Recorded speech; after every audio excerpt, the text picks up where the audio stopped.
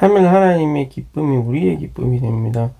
삼위 하나님은 기쁨의 하나님이시다. 로마서 15장 13절 소망의 하나님께서 믿음으로 말미암아 모든 기쁨과 평안으로 여러분을 충만하게 하시어라고 말한다. 이것은 기쁨이 하나님의 속성들 중 하나라는 것을 가리킨다. 하나님은 누림의 하나님이다. 우리 체험에서 우리가 은혜이신 하나님을 누린다면 평안을 갖게 되면 기쁨을 갖게 될 것이다. 우리의 체험에서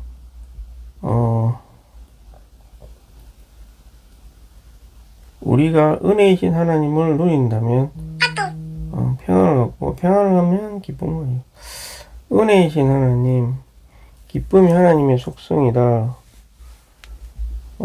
참 그렇네요. 소망의 하나님이 믿음으로 말미암아 모든 기쁨과 평안으로 여러분을 충만하게 하시어. 아멘. 소망의 하나님 믿음으로 말미암아 모든 기쁨과 평안으로 여러분을 충만하게 하시어. 아멘.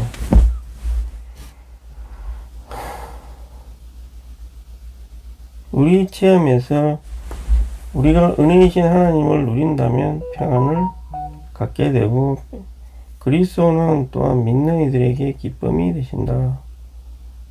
요한복음 15장 11절에서 내가 이런 것들 여러분에게 말한 것은 내 기쁨이 여러분 안에 있고 여러분의 기쁨이 충만한 것입니다.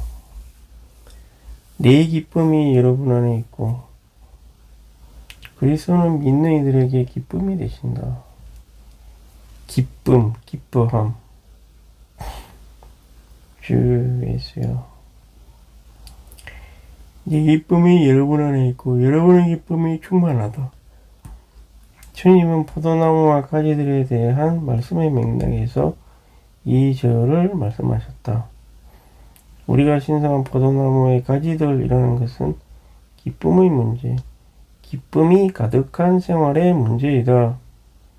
아멘.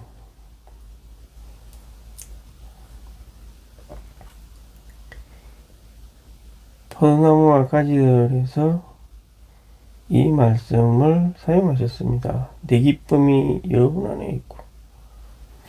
네, 주님의 기쁨이 있다는 거잖아요, 지금. 현재도. 예. 사실 우리는 주님이 이루신 것에 대해서,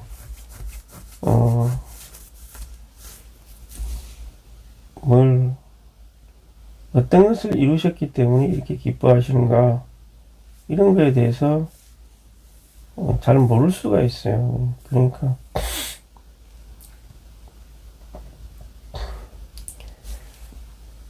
뭔가 이런 기쁨이 주님이 다 이루셨도다 뭐 이렇게 얘기하는데 우리 이제 대충은 알고 있죠.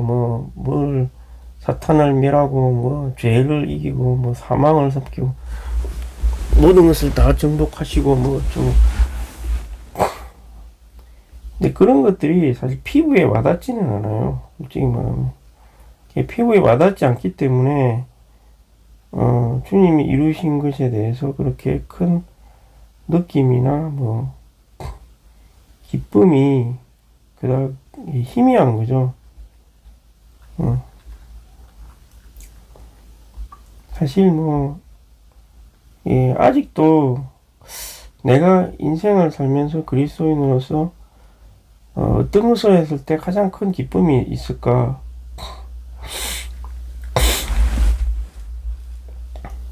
내가 과연 주님 안에서 이 시대 안에서 내가 이 어떤 시간 안에 살고 있는데 이 시간 안에서 내가 어떤 것을 이루었을 때 가장 큰 기쁨이 있을까? 이런 거에 대해서 사실은 잘 몰라. 솔직히 말하면 아무리 생각해도 내가 뭘 잘 모르는 것 같아. 잘 모르는 것 같고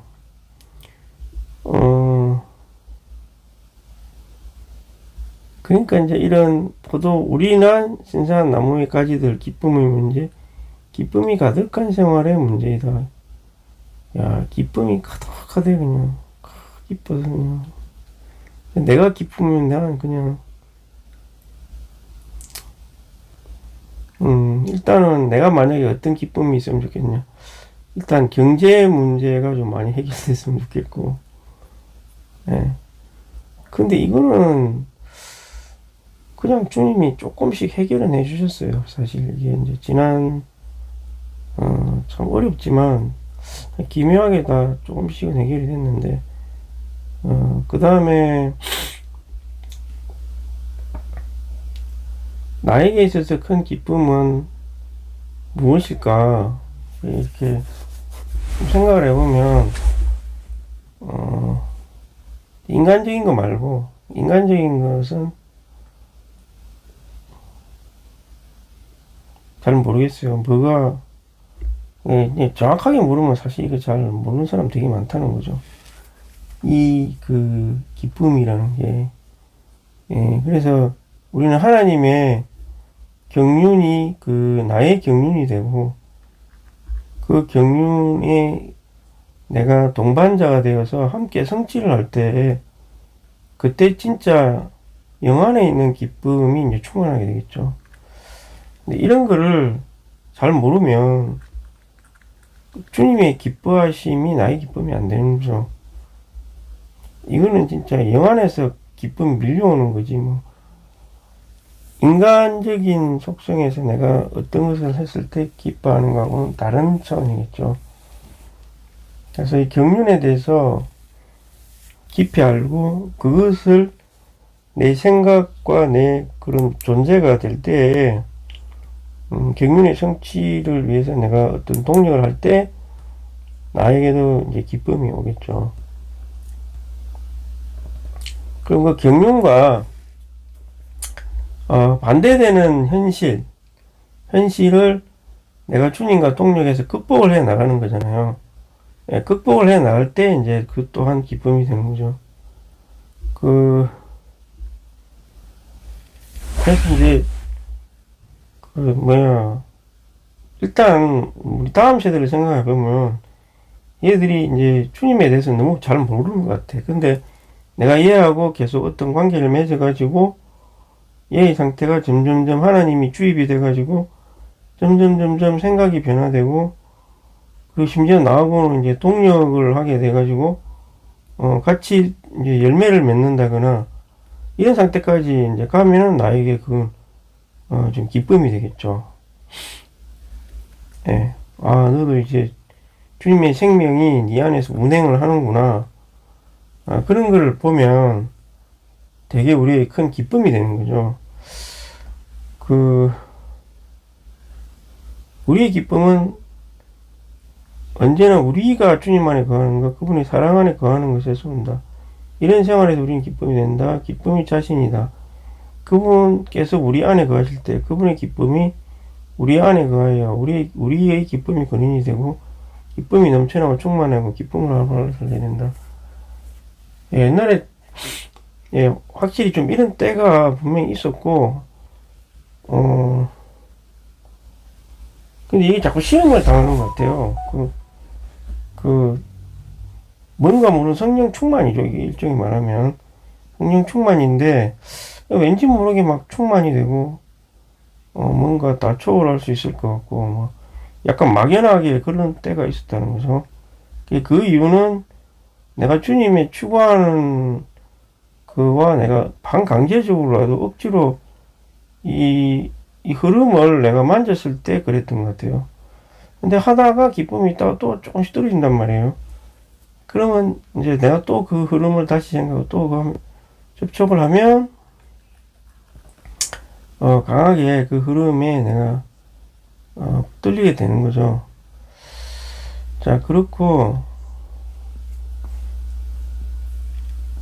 이게 보면 그래서 이제 일단 현재의 나의 기쁨이라고 한다면 지체들 안에 하나님의 생명이 운행을 해서 내한테 운행한 것 그 이상으로 똑같이 운행을 해서 이 사람이 이 생각과 영이 이제 어떤 변화가 온다는 거죠. 변화가 오고, 가장 가까운 가족 관계가 천연적인 관계를 넘어서 이제 영적인 관계가 형성이 되고, 그 안에서 어떤 생명의 흐름이 발생을 하는 거죠. 나는 이게 이제 하나님 사람의 생활이라고 보거든요. 이 하나님 사람의 생활이라는 거는 자기 개인적으로 그냥 주님을 잘 누리고 잘 살고 뭐 주님이 내 안에 거하고 뭐 그래서 기쁨이 되고 이런 것도 있겠지만 사실은 뭐 내가 내 안에 주님이 많이 운행을 해서 저는 사실 옛날에는 좀 그런 것도 기쁨을 삼았던 것 같아. 왜냐면 내 영이 모든 걸 초월해서 삼일 하나님과 운행을 해서 온 존재에 같이 이렇게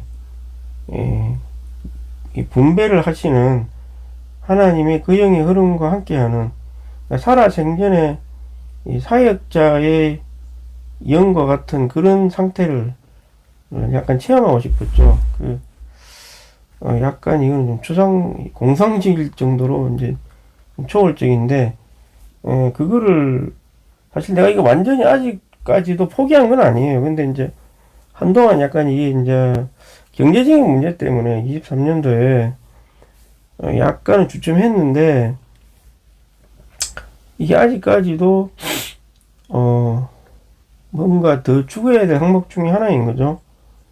네, 그런데 이제 그것만이 아니라 이제는 몸 안에서 일어나는 그 동일한 현상들이 있거든요. 어떤 이 시대 사역자가 제시한 어떤 삶이 있어요. 근데 그게 하나님 사람의 생활인데 그게 막연한 게 아니라 어떤 앞선 교회들에서 어떤 구체적인 형태로 나타나는 게 있어요. 이 공통적으로. 그러면 내가 그거를 잘 보고 그거를 나의 가정과 삶에 적용을 하면 똑같은 생명의 그 흐름을 만질 수가 있다는 거죠. 근데 이게 중요한데, 그게 내가 봤을 때는 최근에 하고 있는 활력생활 온훈이라고 하는 이게 근원은 앤드류 류 형제님이더라고요. 이 앤드류 류 형제님이 보니까 이분도 주님이 세우신 사역자가 맞거든요. 이상수 형제님이 약간 가려져가지고 아니면 뭐 랑 형제님이라든가 뭐 그런 분들 말씀의 사역자에 좀 가려져가지고 약간 좀 폄하되는 것 같은 그런 느낌이 있긴 있는데 그렇지 않고요. 내가 봤을 때는 되게 중요한 사람이거든요. 그리고 이제 지금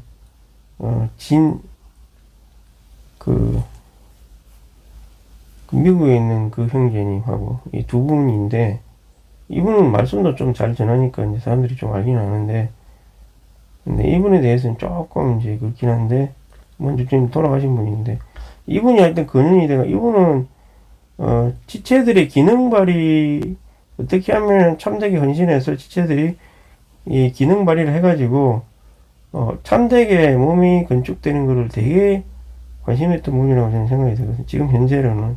예전에는 나도 잘 몰랐는데 이분에 대해서. 근데 이분이 말한 걸 갖다가 어떤 JX라는 교회가 실행을 해가지고 굉장히 성령이 강한 그걸 체험을 하고 그거를 대만에서 이제 잘 수용을 해서 몇 개 대구역 문산 대구역이죠. 거기서 몇 개 집회수가 이제 같이 훈련을 해가지고 굉장히 강한 지금 흐름이 계속되고 있거든요. 지금 제가 알기로는. 그러면 이제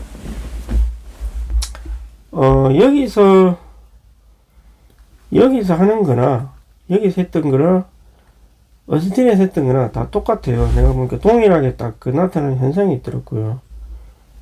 이게 뭐냐면 가정과 어떤 대상이 동력을 해서 이 열매를 맺거나 목욕하는 거예요. 이게 근데 심지어는 이게 또 이 문산 때문에 이게 개인이 이렇게 또 하는 것도 있죠. 개인이 개인과 계속 이렇게 한다. 가정이 한다. 그럼 어스틴도 똑같아요. 이거하고 이 사람 해가지고 이게 동일한 어떤 현상이 이제 발생하는 거죠. 예, 동일한 현상이 발생하는데 이거를 저희가 잘 볼 필요가 있다는 거죠. 그러면 이거를 우리가 잘 적용을 해서 어떻게 해야 되냐면 내가 가장 가까운 가족 관계부터 천연적인 관계를 깨뜨려 나가는 거죠. 그래서 깨뜨려서 먼저는 기도부터 할 수 있는 관계를 형성하고 이 기도를 하다 보면은 그 형의 흐름이 생기면서 이 생각의 변화가 더 세지고 그리고 나서 이 사람들과 함께 다른 사람까지 같이 묵여하는 단계까지 이제 이 확장이 돼야 되는 거예요. 자녀부터 그렇게 최소한 해야 되고 하는 게 좋고 두 번째로 다른 청년이나 대학생 요거는 이제 전시간에 도움을 받아야 되겠죠. 전시간에 도움을 받아서 대학생과 함께 꾸준히 돌보면서 한 사람을 꾸준히 돌보는 거죠. 그럼 이게 이제 2, 3학년이 되면 동력을 하는 관계, 서로 사랑하는 관계가 되겠죠. 그럼 이 사람이 이제 나중에 신입생을 같이 돌보고 약한 사람을 같이 돌보고 이렇게 되는 거죠. 그럼 이게 이제 되려면 그래서 이제 하나하나 이제 이런 걸 해보면 내가 먼저 해봐야 되겠죠. 그리고 이제 다른 가정들도 이렇게 할 수 있도록 인도를 해야 되겠죠. 그러면 이게 이제 결국은 좀 범위가 약간 커지면 지역에서는 소그룹이 되는 거고 또 자기 나름대로 대학생하고도 할 수 있으면 대학생 작은 또 소그룹을 만들어 줄 수가 있는 거죠. 그럼 얘 둘이 동력해서 또 이렇게 다른 사람을 돌볼 수 있게 계속 확대 재생산을 만들어 가는 거죠. 그리고 이게 이제 포도나무를 잘 형성해 나가는 방식이라고 할 수 있죠.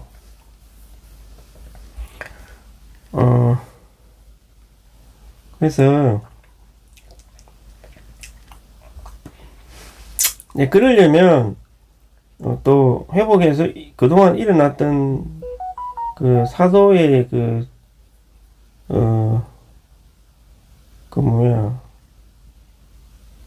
부담을 알아야 되겠죠. 사도의 부담은 그 에베소서에 나타난 모든 지체의 기능 발휘가 나타나는 걸 원하셨죠. 그래가지고 이게 이제 복음 전파까지는 어느 정도 되는데 목양하고 가르침이 좀 문제가 있다는 거죠. 그래서 목양은 아까 내가 말한 그런 방식으로 근데 이제 이 목양도 그래서 이제 영적인 관계가 우선이 돼야 되는 거고 근데 가르침이 문제인데 이 가르침의 문제를 해결하기 위해서 지금 현재는 상당히 간단한 교재까지 나온 상태고 이게 지금 영양 보따리라고 해가지고 하여튼 그런 것까지 굉장히 앞선 점적 관수까지 된 거고 이전에 이제 생명공과 진리공과라는 게 이제 존재했었다는 거죠. 생명공과 진리공과가 미국에서 만든 성경개관 뭐 이런 게 있는데 그 성경요도 이런 걸 왜 만들었냐면은 모든 성도들이 이 교재를 익혀서 가르치기를 원하셨던 거죠. 예, 가르침을 그냥 하려고 그러면 되게 어려우니까 간단하게 이제 좀 요약식으로 해가지고 그 교재를 가지고 이제 내가 가르칠 수 있도록 그런 부담으로 나온 교재가 꽤 많아요. 뭐 50분과 뭐 이런 것도 있고. 그럼 결국에는 많은 성도들이 최대한 기능 발휘를 할 수 있기를 원했다는 거죠. 그게 그러면은 이런 것들이 지금 목양, 가르침, 복음 이런 것들이 복음은 또 더 큰 또 영역을 포함하고 있죠. 이거는 뭐 전시간자 팀부터 해가지고 뭐 하여튼 이거 뭐 다 엄청 커요. 이게 사실은 이제 주님이 가장 원하는 건 모든 지방에 합당하게 교회가 건축돼 가지고 교회와 교회 간에 한 사역으로 연결이 되고 물질도 약간 흐르면서 그 다음에 이제 복음을 위해서 예비를 해 나가는 거죠. 이게 복음을 위해서 예비를 해 나가면 장차 주님의 움직임이 있을 때 이제 진짜 나갈 수 있게 된다는 거죠. 그래서 교회는 뭐 가난한 사람을 위해서 뭐 이렇게 예비하는 거 그런 것도 있겠지만 그거는 각 개인이 자기가 뭐 가난한 사람이 있으면 자기가 주님 부담받아 자기가 하면 되는 거고 이걸 모든 교회가 앞장서서 뭐 내가 500만원 벌었으면 100만원 버는 사람한테 나도 100만원을 낮추고 뭐 400만원 헌금해가지고 다 똑같이 균등하게 내 가정에 나눠줘야 되고 근데 이런 건 아니잖아요. 우리가 뭐 공산사회도 아니고 이렇게까지 할 필요가 없고 그렇게 가난한 걸 우리가 계속 뭐 생활비 똑같이 균등하게 배분한다고 해서 그 사람의 문제가 해결되는 것도 아니고요. 교회가 그런 걸 앞장서서 할 수도 있는 것도 아니고, 내가 왜 세금을 내는데, 세금을 내서 정부가 그런 거를 최대한 할 수 있게끔 해주는 거 아닌가요? 그걸 뭐 교회가 그렇게 굳이 그렇게 해야 할 필요가 있나? 그럼 세금 내지 말고 교회 안에서 그걸 다 해결해야지. 그 교회가 그 정부의 밑에 있기 때문에 지금 현 시대에서는 그렇게 할 수가 없는 거죠. 자기가 부담이 있으면 자기가 하면 됩니다. 근데 그 교회가 이제 그 해야 될 것 중에 가장 중요한 게 이제 복음이죠. 복음에 대해서도 해야 되고, 성도들이 합당한 교회 생활을 위해서 이 지역 실행을 하기 위해서 집회소를 조금씩 건축해 나간다든가, 이런 것도 필요한 거죠. 그게 나누어서 기능 발휘를 해야 또 복음 생명국은 이런 게 강해질 거 아니에요. 그 안에서 뭐 가난한 사람이 있으면 그 안에서 뭐 더 잘 자세히 보고 더 잘 할 수 있겠죠. 그건 그렇고, 또 복음을 예비한다는 거는 사람이 예비되는 거기 때문에 이게 그냥 순식간에 조직적으로 사람이 예비되어 보내는 그런 수준이 아니라는 거죠, 이게. 그렇기 때문에 이 성도들이 아직 이런 면에 대해서 잘 모르기 때문에 자꾸 오늘 같은 뭐 가난한 사람을 뭐 어쩌고저쩌고 뭐 이런 말 하는 거죠, 이제. 가난한 사람이 자기 눈에 보이면 자기가 부담을 가져, 자기가 헌금하면 되는 거죠. 자기가 돕는다거나, 자기가 개인적으로 헌금을 하는 거나 뭐 그렇게 하면 되겠죠. 자, 그건 그렇고, 뭐 성경에서 뭐 그런 식으로 써져 있다 그 시대의 배경이라든가 그런 것도 있는 건데, 교회가 뭐 공산주의를 실현하는 것도 아니고 사도행전에 일어났던 뭐 그런 거 가지고, 그 당시에 그거는 상황을 잘 생각해 보면 그래요.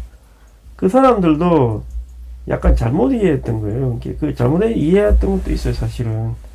그러니까 오순절날 전 세계의 유대인들이 예루살렘에 온단 말이에요. 그 당시에는 많이 왔었어요. 멀리서도 오고 막 왔는데, 여기서 갑자기 성령 충만이 확 돼가지고, 야, 여기 머물자 해가지고 집에도 안 돌아가고 여기 계속 머무르는 거예요, 이제. 머물렀어. 주님이 다시 오신다, 곧 다시 오신다, 이래가지고. 이게 이제 문제가 되는 거죠. 그러니까 이 사람들 먹여야 될 거 아니에요. 같이, 이걸 잘못 가르친 거예요. 주님이 곧 다시 오신다. 이래가지고. 그러니까 이제 모르니까 막 팔아서 막 사도들 발 앞에 두고 막 뭐 나눠주고 난리가 난 거지, 이제. 그게 안 흩어지니까 집에 와서 다시 가야 되는데 주님 다시 오신다고 해가지고 안 흩어지니까 이제 주님 할 수 없이 흩어버린 거잖아요, 이게. 결국에는. 약간은 주님의 재림에 대해서 잘못 이해했고, 이제 그 당시에는 그럴 수밖에 없었던 상황이었죠, 사실은. 그리고 뭐 그 당시에는 또 밭을 팔아도 그 당시 또 예루살렘에서 뭐 옛날에 그 희년의 그 법칙을 그대로 잘 적용하고 있었겠죠. 그러니까 뭐 50년째 되면 땅을 또 돌려받으니까, 50년이 뭐 짧은 기간은 아니지만 예, 그래도 돌려받으니까 팔아도 이제 나머지로 뭐 어떤 생활을 하다가 또 돌려받을 수도 있었고, 그 당시에는 땅을 돌려받았으니까. 그 당시에도 뭐 그렇게 7년 동안 뭐 안식년을 하고 뭐 그랬는지 그건 모르겠는데, 어찌됐건 그 당시 상황하고 지금 상황은 다르고, 주님은 그렇게 뭐 예루살렘에 다 모여 있으라고 재림이 올 때까지 거기 있으라고 한 것도 아니고, 그땐 다 잘못 이해하고 있다는 거고. 그러니까 이제 돈이 없으니까 이제 뭐 가난한 사람이 많이 생길 수밖에 없는 거고, 그래서 이제 신약 성경에 보면 자꾸 그런 이야기가 나왔던 거죠.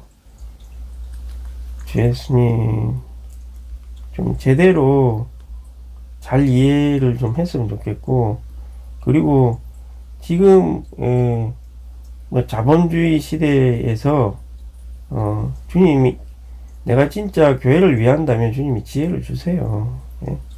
지혜를 줘가지고 예, 돈을 벌 수 있는 창구는 사실은 많아요. 이 굉장히 많고 뭐 물론 리스크가 조금씩은 다 있지만 예, 다 있고 월급 이외에도 돈을 벌 수 있는 게 조금씩은 다 있어요. 근데 쟤들이 이제 그런 것까지 이제 잘 추구를 안 하니까 잘 몰라서 그런 거고. 그래서 그 번 돈으로 교회를 섬기면 되는 거죠. 그리고 주님이 또 지혜를 줘가지고 또 잘 할 수도 있는 거고. 이 문제는 진짜 몸의 건축을 참되게 원하느냐, 예? 몸의 건축을 원하느냐. 자꾸 이거 말하면 저거 말하고, 이리 가자 하면 저걸 말하고, 자꾸 이렇게 삐딱선을 타면서 그런 식으로 말을 한다는 게 나는 참 보고 있으면 좀 안타까운 생각이 많이 들고요. 과연 저렇게 말을 했을 때 영안에 무슨 편견이 있을까? 그런 생각도 좀 듭니다, 솔직히 뭐. 자기 혼자 막 의로운 듯이 그렇게 많은 사람들 앞에서 그렇게 말을 한다는 게 무슨 양심이고 무슨 영인지 난 잘 모르겠어요, 솔직히 말하면. 그냥 일단 참 무슨 기쁨이 있는 건지 뭔 생각을 하고 있는 건지 이제는 별로 뭐. 근데 대다수는 그렇지 않기 때문에 하나 괜찮긴 한데 하여튼 좀 이 생각의 구조가 좀 특이하더라고요.